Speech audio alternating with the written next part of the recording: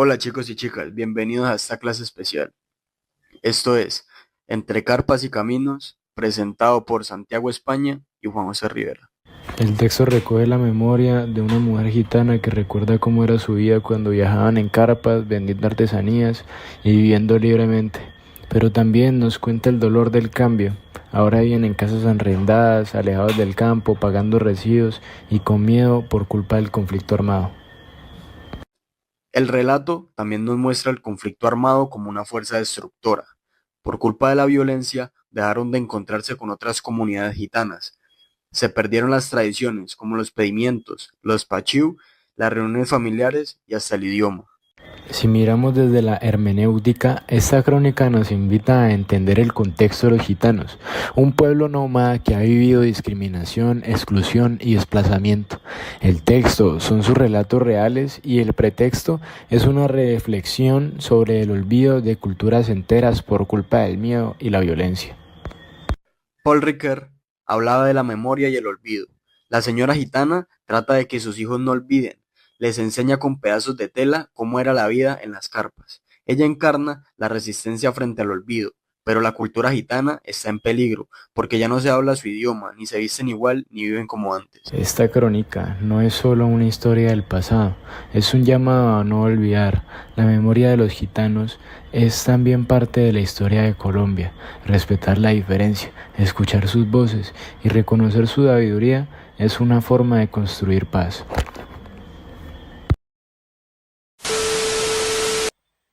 Bueno, desde la hermenéutica entendida como el arte de interpretar, esta crónica puede analizarse en tres niveles, ¿cierto?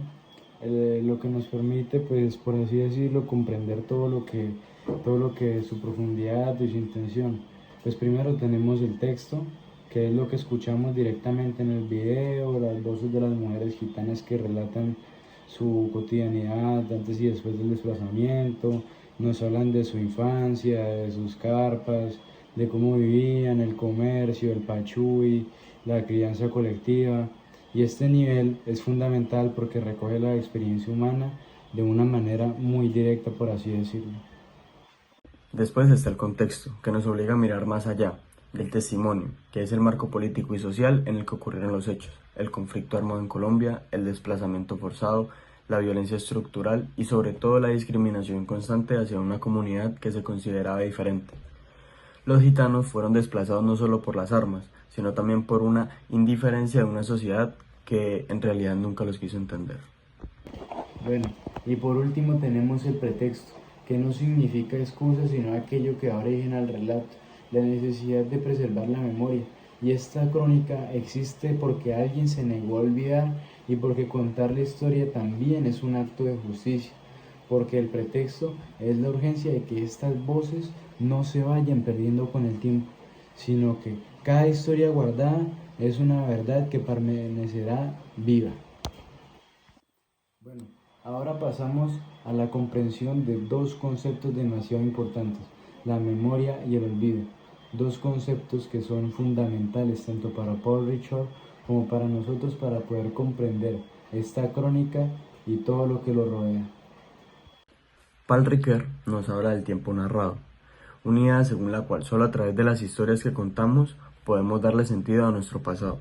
No basta con vivir, hay que narrar porque recordar transforma el dolor en comprensión y lo vivido en sabiduría. En este caso, las mujeres gitanas actúan como guardianas de la memoria, y ellas reconstruyen su historia a través del lenguaje protegiéndola del olvido que impone el tiempo, la violencia o la indiferencia. Bueno, y cuando ellas recuerdan todo lo que tiene que ver con las noches, escuchando a la abuela, el olor de las carpas, la vida nómada que compartían con orgullo, no están haciendo algo más que evocar el pasado, están resistiendo, literalmente están diciendo, esto que vivimos importa realmente. Y eso es lo que profundamente es poderoso. Como dice Ricord, no es quedarse atado al pasado, sino ejercitar la libertad de no dejarse borrar.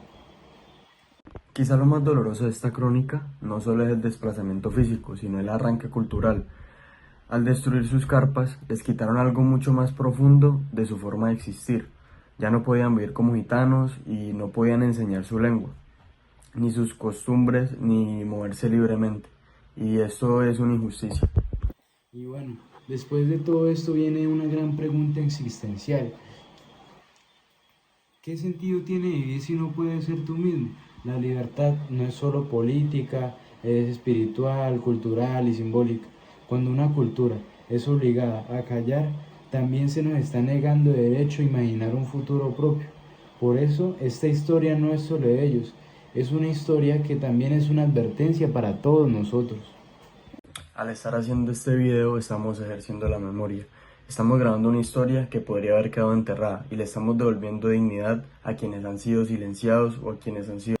Y la verdad es que la historia de los gitanos no es ajena, es parte del tejido de nuestra identidad como país. Cada testimonio es un faro, una advertencia y sobre todo una invitación a no repetir los errores del pasado. Recordar es resistir, olvidar es permitir que se repita. Muchas gracias por su atención.